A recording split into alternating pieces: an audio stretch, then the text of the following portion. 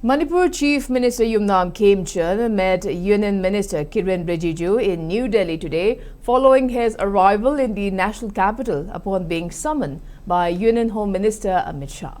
Sharing details of the meeting on Platform X, Union Minister Kiren Rijiju stated that the discussions centered on Manipur's development, overall progress and public welfare initiatives.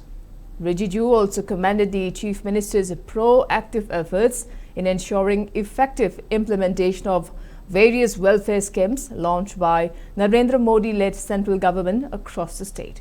The Chief Minister departed Imphal for New Delhi on Tuesday evening following the directive from the Union Home Ministry.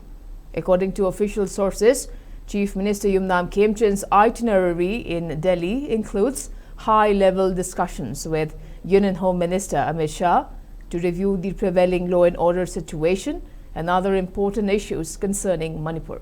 Among these is the growing public demand from the people of Manipur to implement NRC prior to conducting the upcoming census exercise.